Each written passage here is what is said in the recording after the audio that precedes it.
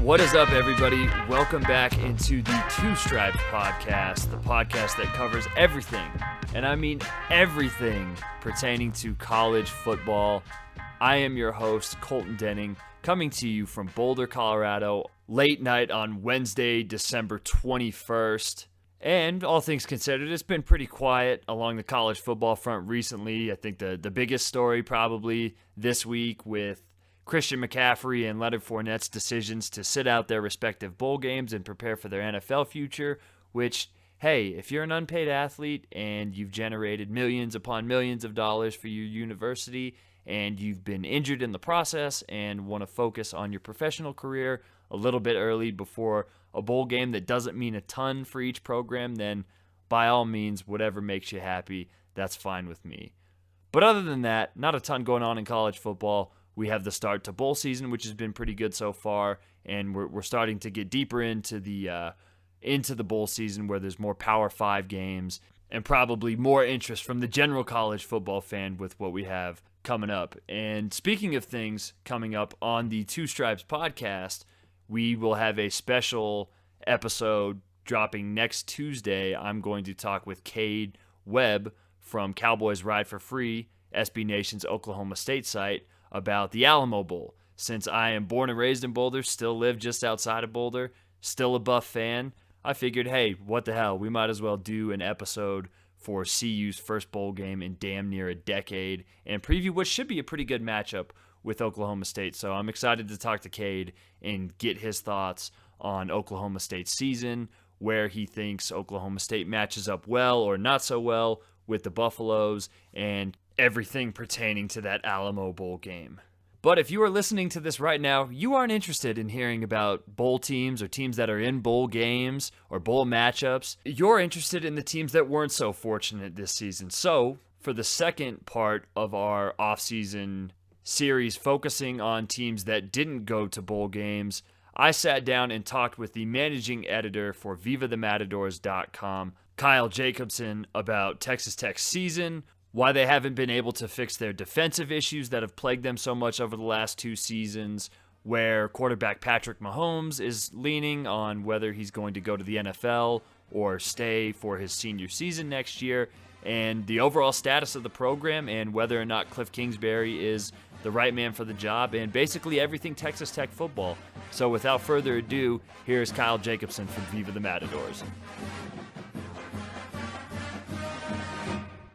All right, and joining me now on the Two Stripes podcast from VivaTheMatadors.com is the managing editor, Kyle Jacobson. Kyle, I would imagine you have a lot of takes about Texas Tech leadership and Kliff Kingsbury and all of the like that we are going to talk about today. Am I correct? Yes, sir, you are, and I appreciate you having me on. Looking forward to it. Yeah, glad to have you on. Let's jump right into it. You know, from an outsider's view, I was pretty bullish on Texas Tech coming into this season after they went 7-6 last year. The lasting memory, I think, from last season was LSU and Leonard Fournette kind of running all over them. But it was easy to look at that offense and how prolific they were and see that Pat Mahomes was coming back and see that some of the skill players they had coming back, even losing Deandre Washington at running back, you thought that a guy like Justin Stockton maybe could fill that void to a certain extent, and they'd be fine on offense, which they proved to be, which we'll get into. But defensively, it just, for lack of a better term, it was the same exactly as it was, maybe even a little bit worse this season than in 2015. How frustrating is it to see that one side of the ball basically is complete, or at least is a top 10 offense, and on the flip side, it's just like a mirror opposite? Yeah, it was incredibly frustrating to watch. Pretty much all year long, every game was close, no matter, or I guess I should say pretty much every game was close, no matter who we were playing. You know, we played OU within a touchdown, but, you know, we also only beat La Tech by, I think, 12 or 13, and that's just a product of having the prolific offense, like you said. You know, we can score with anybody, but also anybody can score on us. So it was frustrating, and then I guess the few times that the defense came up with a key stop or had a good half or a good quarter of football, it seemed like that was the exact moment that the offense went cold and didn't produce like they normally do. So, yeah, I mean, pretty much all 12 games, it just never came together all at once. And, I always compare it to playing video games. Whenever you just simulate the defense when they're on the field and wait till you have the ball back, that's kind of how it was watching Tech all year. It was just, they're going to get a touchdown pretty much every time when we're on defense. And, you're just waiting for the offense to get back out there and score a touchdown of their own to make up for it. So, it was a really frustrating year. It was kind of disappointing. I think a lot of people were bullish on us, like you said.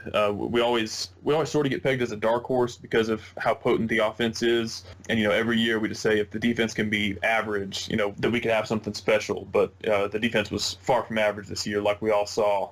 Well, let's get into the nitty-gritty of that defense. They gave up big plays at a high rate. They were one of the worst defenses in the country at giving up successful plays. They were 126th in success rate. And then you look at the run defense, they were pushed around on the defensive line. They ranked 87th or worst in adjusted line yards, opportunity rate, power success rate, and stuff rate. And then the pass defense wasn't really good at anything. And, I don't know how much of that you can put on the secondary. I'm interested to get your take on that, but they were one of the worst teams in the country at getting after the quarterback. When David Gibbs came into Lubbock a couple of seasons ago, it seemed like the recipe was going to be like a team like Baylor has had success with in the past. Oregon in previous seasons has had success with defenses that weren't necessarily best in the country or elite defenses, but defenses that caused havoc, got to the quarterback, and forced turnovers. And Texas Tech only forced 10 against Division I opponents this season. Why has the defense been so bad? It's a combination of factors, and I guess to defend Gibbs a little bit, he was hired in January of 2015, and so the class of recruits was pretty much already set at that point, and so he really didn't get his own guys until this year. And even then, they were only true freshmen. We've had a ton of attrition on both sides of the ball, but especially defense. And so, we had converted wide receivers who were starting at defensive back, defensive end even for us this year. We had no depth. A lot of the guys who seemed solid were mostly true freshmen. So I think it's just going to take some time to get that depth and talent that you could expect to see some consistency with and see some results with. And we're just not there yet. So I think Gibbs is coming back for another year, and it'll be his third year with Tech, and we didn't retain a defensive coordinator for even 2 straight years since, I believe, 2008, 2009 in that season. So it's been a long time since we've had some continuity and some consistency on that side of the ball, and, it's just it can't be done overnight. So is there a general feeling that, all right, we're going to give this another year to kind of pan out, like you're saying? He came in late in that recruiting cycle. You got a lot of young players. Just looking at the depth chart, I think they lose at least 5 starters from that defense. Who are some of the names from that defense, either on the defensive line or in the back seven, that stand out? Because the only one, just for me, from an outsider's view, is Braden Faco, I think you pronounce it, is a guy that maybe not came in with a ton of fanfare, but in limited action, he's been able to make some plays behind the line. He's been able to get after the quarterback. Who are some other names that people can look to on this defense and kind of get them going on the right track? In the defensive backfield, Deshawn Johnson and Douglas Coleman they're sophomore and freshman respectively. So I guess they're heading into their junior and sophomore year. But they both shown flashes of having some ball hawking potential. Deshawn Johnson in our last regular season game against Baylor, I think he had 10 tackles, a forced fumble, an interception, and a fumble recovery, and it was missing most of the year, which is why his stats for the season aren't better. But he kind of showed a glimpse of what he can do. And with Douglas Coleman, a little bit of the same. He had an interception in the end zone against TCU in a game that went into overtime. That was obviously a crucial play. And then against Texas, he had a 100-yard fumble recovery for a touchdown. So it's 2 guys in the defensive backfield that I think will make an impact next year and for a couple more years to come. At least I hope so anyway. And then we also had Jordan Brooks at middle linebacker. He was a true freshman this year. He showed some serious flashes at the beginning of the year, and by the end of the year, he didn't look like a true freshman anymore. He was really productive for us, and like I said, didn't look like a freshman at all. And so I think the expectations are that he's gonna be the leader of the linebacking corps next season. And if we can get 2 or 3 more linebackers like him, and those guys in the secondary continue to produce and turn the ball over, we might be on the right track here. So there's a few names to look out for next season and in seasons to come. So what do you think this team's ceiling is record-wise, not only just from, like, if you look back at this year, but next year going forward? And we'll get into whether Pat Mahomes is going to leave for the NFL or not here in a little bit. But if Texas Tech had, like, the 95th best defense in the country instead of the 125th best defense, what would be their ceiling the last 2 seasons and going forward? Well, I think if you look at our season this year, I believe we had 5 or 6 games decided by 8 points or less. So a touchdown and a 2-point conversion or less. And if you can flip all of those, obviously the record looks totally different, and you're looking at 9 or 10 wins. If you can flip half of them, hopefully around 8. So, it depends on who you ask. I think a lot of it was bad luck. I mean, we had an opportunity to tie up the game in Stillwater against Oklahoma State, who is a really good team this year. And we missed an extra point with a minute or two left in the game. So I think the ceiling next year hopefully is about 8 wins if Mahomes comes back. We do have a tough schedule. We play Houston, Arizona State, and Eastern Washington, which is a really good FCS team in the non-conference. So it's a tough schedule next year. But if Pat comes back and the defense shows a little bit of improvement, I don't think 8 or 9 wins is totally out of the question. I think you're still pretty far away from being a contender and making some noise at the top of the conference, but I think getting back to 8 wins is definitely reasonable next season if Mahomes does come back. Is there any sort of read on that right now? Because it seemed like a month ago maybe it was trending like he was going to leave, but it seems like it's kind of all gone quiet right now. Does anybody know whether he's leaning on staying or going? It seems like it's been a little bit of back and forth. It appeared at the end of the season that he was leaning towards leaving, and a lot of people thought that was the case going into the Baylor game. But then in an interview after the Baylor game, he said that his plan was to stay, but they were going to wait and get the evaluation from the NFL and the scouts and all that, and then make a decision. And today there was a report from, I think it was Bleacher Report, saying that he was leaning towards going pro. And I don't know who their source was on that or how they came to that conclusion. But it's an interesting dynamic because I don't think the quarterback class this year is expected to be very good, which could work to his favor if he doesn't think that there's a whole lot of guys to beat out to be the number 1 or number 2 quarterback selected. But at the same time, if a bunch of the NFL teams are cold on taking a quarterback and they're not going to take any until the 2nd or 3rd round, that kind of limits his ceiling as far as his draft position. So I would still say it's about 50-50. I don't really know who to believe as far as if he's staying or going. I think there's as many pros and cons both ways, and I don't know if he's received the evaluation yet either. So a lot of it will probably depend on that. I think if it's 3rd round or later, he'll probably opt to stay. But if it's 2nd round or earlier, he'll probably opt to go. So if he does decide to go, is there a lot of confidence in the players behind them? Nick Shimanek was the only other player that saw time this year at quarterback, but looking up and down their depth chart, there's a lot of talented players they have. DeLeon Ward was a kid who stepped up as a young player this season at running back. Jonathan Giles, as a sophomore, had a really big season. I don't know if a lot of people around the country talked about how good he was this year, but it seems like Texas Tech has a lot of pieces at the skill positions going forward, and you would think under a Kliff Kingsbury offense that if you get a guy that can kind of, the cliche term is just to play point guard on grass out there, or basketball on grass, and get a guy that can just distribute, that this offense will be fine. Do they have that guy going forward if Mahomes does decide to leave? It's kind of up in the air, and it's wide open right now. I think they could go a few different directions. We have a JUCO kid coming in. His name is Mclain Carter. He started off as a freshman at Division II Incarnate Word in San Antonio, and then he transferred to Tyler Junior College, and he lit it up there. I think he was the conference's MVP. Threw for some absurd numbers. I think close to 4,000 yards and 30 or 40 touchdowns. So he looks good at the JUCO level. And then we have a freshman who redshirted this year, Jet Duffy. He was a Elite 11 prospect at quarterback. He's kind of a dual threat guy out of Mansfield. So we haven't seen any of him yet, but I think the potential is there. It'll just be a matter of how he's progressed in his time on campus so far. And then we have Nick Shimanek, who you said he was our backup this year. He got some playing time against Iowa State and Kansas.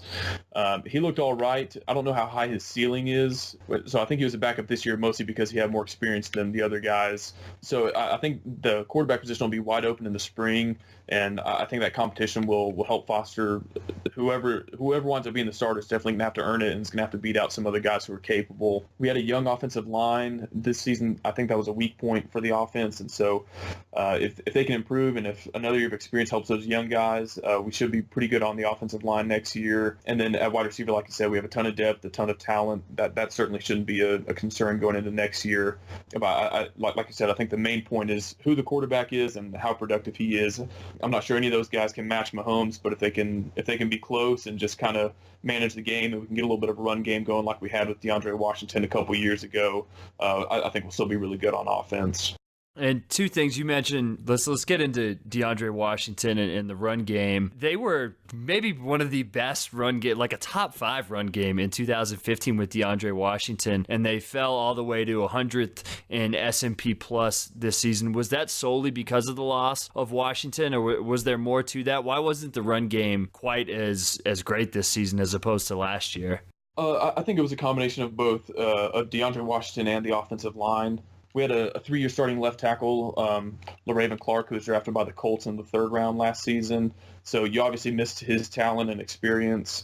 We had a 3-year starting center, Jared Castor, who also graduated last year, and I believe one more starter, perhaps 2, who were seniors and graduated, and we kind of plugged those holes with some redshirt freshmen who didn't have any playing time or any experience. And we certainly, we're not as good of a run blocking or pass blocking team this season, but also we had DeLeon Ward, who's a true freshman, as our lead back by the end of the year, who obviously didn't have the experience or talent that Washington had, who he plays for the Raiders now in the NFL. So I think pretty much all around the run game, it sort of took a hit in all aspects, and unfortunately we saw that unfold with the numbers you cited. Didn't have nearly the ground game we had a season ago, and that had a ripple effect and harmed the pass offense as well, because unfortunately teams could get pressure by only rushing 3 or 4 and then dropping 7 or 8 into coverage, and so that's never a good recipe for an offense like ours. And I think a lot of people don't understand that about the Texas Tech offense. They think air raid and they think huge passing numbers and don't quite understand how good of a run game you need to maintain that balance and have the pass game work like it should. All right, before we get into recruiting and kind of the future of the program and Kliff Kingsbury's status, you mentioned that Nick Shimonette got some time in that Iowa State game. And for the listeners that didn't watch that game, I don't blame you.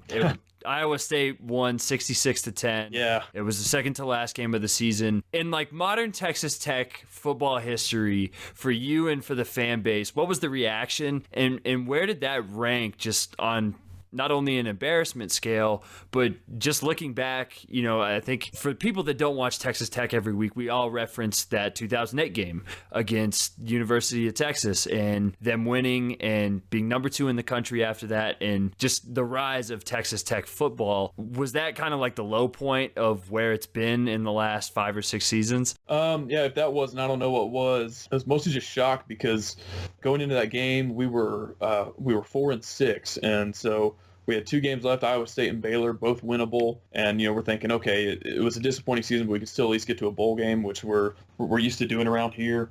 And so to come out like that against what a lot of people thought was a below average team, and play that poorly from start to finish was pretty shocking. I can't remember how much we were favored by. I think it was probably 13 or 14 points. And so to lose by 56 to a team like that, extremely disappointing. And I think it just left a lot of people scratching their heads like, how could it be this bad? But yeah, I don't know. I can't think of another loss since the Leach era that was even close to that as far as embarrassment and the margin plus the team who you lost to. I mean, I think we've lost games by large margins before, but it was to, OU or Texas or whoever. So that was hard to move forward from, and I was actually a little bit surprised that we came out and played like we did against Baylor after that. I thought they might shut down a little bit, and I think that was also the game where you started to hear all those hot seat talks, and before that everybody just kind of assumed that Kingsbury was safe no matter what because of his buyout and his past at Texas Tech. But after that people kind of started wondering, okay, maybe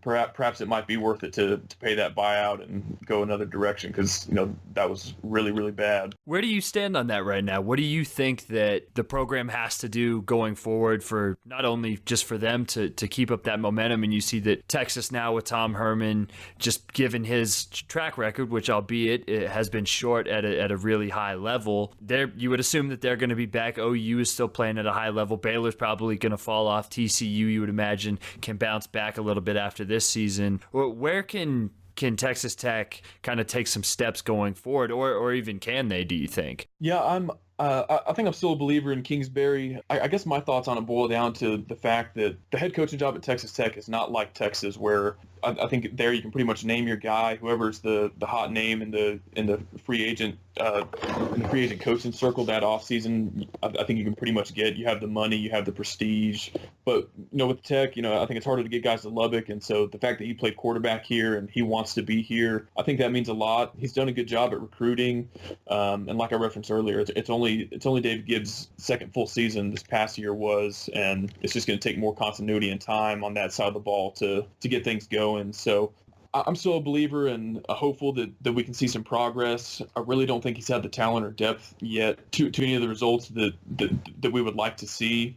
Everybody here, I think, usually wants 8 or 9 wins would constitute a good season, and perhaps an upset of a rival like Texas or OU. So we haven't quite been at that level yet, and I don't know if we will be next year. But I also don't think that just hitting the reset button every 2 or 3 years because things aren't going the right way, I don't think that does a lot of good either. So I think he can get us back. It's just going to take another year or two probably to realistically expect that. And doing the prep for this, one of the things that probably the biggest thing that shocked me was you guys had a pretty excellent article on your site, Viva the Matadors, entitled Texas Tech's Biggest Roadblock in Recruiting. And it referenced that Tech is the only program as of right now in the Big 12 without an indoor football facility. Yeah. And it's crazy because in a place that has such passionate fan support, that to still in 2016 to not have one in a place like Kansas or Kansas State, for them to be the last one was really surprising. But with facilities on the way, I think in 2018, how big of a boost do you think that will be for recruiting? I saw that for their 18 class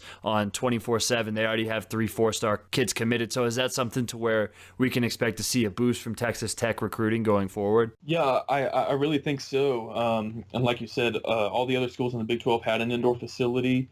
I think all the fundraising efforts in years past they're pretty much all dedicated to stadium improvements, and so we didn't really keep up in the arms race of facilities and having the nicest weight rooms or locker rooms or indoor practice facilities. So we're just now catching up there, and I think each recruit is different, but certainly some of them, they really place some value on an indoor facility, and I think that's a huge draw to a lot of guys. And so the expected completion is this summer before next year takes off. And so hopefully for all the recruiting classes going forward after this signing day, that hopefully we're on an even playing field for the rest of the Big 12 at least, and in-state recruits have more of a draw to Texas Tech after that. What's the general feeling about athletic director Kirby Hocutt? Because, for everybody else, we see him, since he's the chairman of the playoff committee, or at least the face of the playoff committee. Yeah. He's very robotic. Is he like that in terms of Texas Tech's dealings? A little bit. He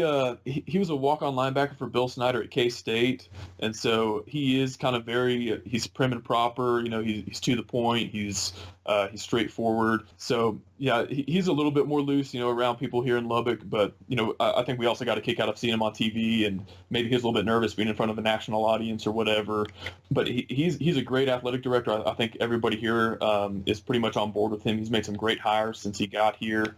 He got Tubby Smith for basketball, who decided to leave for Memphis after last season, but he got another basketball coach in Chris Beard, who was an assistant under Bobby Knight here at Texas Tech and really wants to be here. He was a hot name after his success at Arkansas Little Rock last year. Baseball, we've taken 2 trips to the College World Series in the last 3 years with Tim Tadlock, also a Texas Tech alumnus. And obviously with Kingsbury, fans are a little more divided, but at the time that was viewed as a stellar hire. So I think he's done a great job, and I think now he's got his priorities straight and everything with facilities. And I truly believe he's the right guy to continue leading Texas Tech, and I think we're moving in the right direction with him for sure. With all the uncertainty going on in the Big 12, and to not be a program like Texas or you, who you would think no matter what happens, they'll find a safe landing spot, to have a guy like Hocutt, who is the face of the college football playoff, who has such a powerful voice within that group, does that give you guys a little more comfort that if things kind of do go haywire, that Texas Tech at least has a voice that's very prominent that can kind of speak up for them? Yeah, for sure. And I think a lot of people viewed his appointment to the college football playoff committee as a great thing for Texas Tech, and it gives us that exposure on the national stage, and it sort of gives us a seat at the table. Obviously, we haven't been even close to in the mix for the playoff the last few years, but I think just the prestige that goes along with that is certainly beneficial for the university. All right, a couple more, and then we'll get you out of here. You referenced Texas Tech playing Eastern Washington next season. Are people already freaking out about that game? Because, like, those dudes are the giant killers, man. Yeah. You don't want to play Eastern Washington, especially, like, if you don't have a pass defense, those dudes will carve you up. Yeah, I think people are honestly worried, and they're saying, I think they look at our schedule and say it's not totally out of the realm of possibility that we're 0-3 going into Big 12 play, and it's really a head scratcher. Like if you're gonna schedule an FCS team, I understand why teams do that to get a warm up before you hit Power 5 competition. But Eastern Washington, they're a perennial contender in the FCS, and they're certainly no cupcake. They're no walkover, and it's not going to be viewed as a quality win either. If you do beat them, you're supposed to, and all that. So it's kind of a no-win situation for Tech. If they lose, it's embarrassing, and they lost to an FCS school, and if they win, that they won't get any credit for it. But I was a little bit optimistic when I think their head coach moved on to a different position this offseason, and so I guess that can only work in our favor if they're playing their first game under a new head coach and a new system. Hopefully that bodes well for us, and it would really be an embarrassing loss, and it's hard to bounce back from that for the following 11 games that season if you do drop the first one to an FCS school. Well, maybe they'll get the if they do lose, maybe they'll get the Washington State bump, who is they've lost I think twice in the last 2 years to FCS schools, and they lost to Eastern Washington this year, and then they've kind of bounced back and had great seasons. But final one before we get you out here, in your mind, it's still early. I mean, we haven't even gotten to signing day yet. We're not even done with this season. We haven't even finished up most of the bowl games or even played any of the playoff games. But in your mind, what constitutes a successful season for Texas Tech in 2017 and something to where people can have optimism that the program is moving forward in the right direction next year? Well, a lot of that still depends on Mahomes. If he's not back and we're starting a redshirt freshman or a first-year JUCO guy at quarterback, obviously the expectations are going to be a little bit lower than if we have arguably the best quarterback in the country under center. But I think at a bare minimum, you have to go back to a bowl game. Before Tommy Tuberville missed a bowl game, and I think it was 2011, we had, I think, the longest streak in the FBS with something like 14 straight seasons going to a bowl game and 14 straight winning records. And so now to miss one in the Tuberville era and two in the Kingsbury era, if we missed a bowl game for 2 years in a row, I think there'd be no excuse or no way that they could bring Kingsbury back. But I think if you can get back in that 6 or 7 win neighborhood and just get back to a bowl game and kind of show that you're moving in the right direction, that I think that'll calm everybody down a little bit for 2018 and beyond. Personally, I love watching Texas Tech. If, like, people can say what they want about them, and I know this is, like, no solace to you or any other Texas Tech fans, but they certainly are never, ever, ever boring. And something else that is not boring is Viva the Matadors. If you want to check out any of Kyle's work, you can do so at vivathematadors.com. Please be sure to check them out. They do fantastic work, not only on Texas Tech football, but basketball and all the other Red Raider sports. You can also catch his work on Twitter at _Kyle Jacobson. Kyle, thanks for joining, man. I really appreciate it. Yeah, thanks for having me. All right, there you have it. Want to thank Kyle Jacobson from Viva the Matadors for joining me on the Two Stripes podcast to talk about Texas Tech football, and remind you, the listener, that you can check out his and everybody else at that site's great work at vivathematadors.com, at Viva the Matadors on Twitter, and you can check out Kyle's stuff at _Kyle Jacobson for all of your Texas Tech takes. A lot of interesting stuff in that one. That Texas Tech program seems to be right on the cusp of being back to, I think, a perennial 8 or 9 win team each season if they could just figure out what they want to do on defense. So hopefully, for their sake, in David Gibbs' third year as defensive coordinator next season, they're able to not be one of the best defenses in the country, but probably just at least be bad. If they just had a bad defense, that's a team that you can imagine would win 2 or 3 more games per season, and you'd probably have a different outlook on them than you have right now. But we'll see what happens. They're in a unique situation with a guy that's so beloved, just even before he was a coach, as a player within that program. So you'd figure that things are going to have to go bad for them to fire him. And if they miss out on a bowl game again, you heard Kyle say that that's probably the likely scenario for him to get fired. And that'd be a shame, because it's fun having a chaos team like that in college football. So hopefully they're able to get some defense, and from a selfish standpoint, Pat Mahomes stays so we can watch him sling around the rock in Lubbock again. Next season, they can turn it around. But that'll do it for this week's episode of the Two Stripes podcast. Want to thank you for listening, downloading, wherever you're finding the show. If you do want to find the show, you can do so by searching Two Stripes Podcast on iTunes. And then if you want to listen on SoundCloud and download from there, you can search the Two Stripes Podcast on SoundCloud, and you will find us right there for all of your listening needs. And if you want to find me and my work on Twitter, which I do not recommend, I keep saying it, and I will always say it, do not follow me, do not at me. But if you choose to, you can do so at Dubsco. That's DUBSCO. That'll wrap up this week's show. You can catch us for a special episode next week as I sit down with Cade Webb from Cowboys Ride for Free to talk CU Oklahoma State in the Alamo Bowl, and then maybe we'll even get a double shot in. I want to see if I can squeeze in a UConn beat reporter or blogger to talk about the Huskies and their very wretched season as we continue on our offseason series of teams that didn't make a bowl game. But thanks again for listening. I'm Colton Denning, and we'll see you next week.